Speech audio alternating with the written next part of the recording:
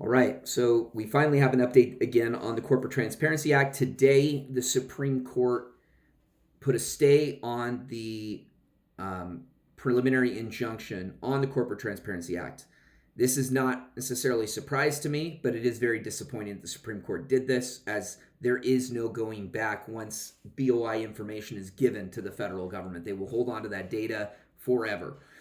The reason I'm not too surprised about it, I think I've mentioned this before, but 10th Amendment claims and limitations on the Commerce Clause are notoriously shaky. They don't hold up in the courts as well as other claims like First Amendment claims, which is what our case is based on. So it's not surprising to me, but it does put us all in a difficult position. Our case, as you guys know, was on hold to see how this shook out.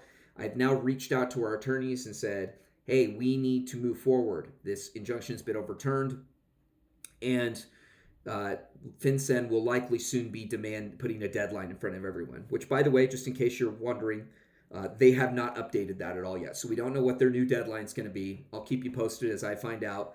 But we are going to ask for a hearing and hope that the judge is able to see the merits of our case, that this, for us, is not just simply about 10th Amendment claims. This is about First Amendment claims, right of association, your right to associate with other people without the government being able to basically play big brother on that and know who you're associated with and who you're close with. And it may, on the surface, when you read the Corporate Transparency Act, you may not understand it that way, but that's really what it's asking. If it's asking anyone who has indirect but substantial control over a company, those relationships can reach far beyond people who actually possess real ownership in a company. And they can, and especially for small business owners like myself, maybe like some of you, that you do have family members and close people who you trust and their counsel you listen to.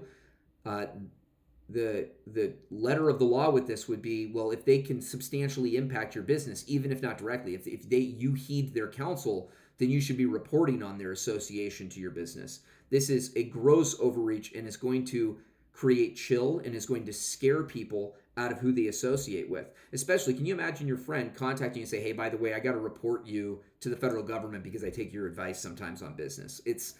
There is no clearly defined terms. So this is not a straw man. This is the FinCEN gets to define these terms for themselves. So that is very scary, very risky. So we are going to try to get our case back in front of the judge as soon as possible.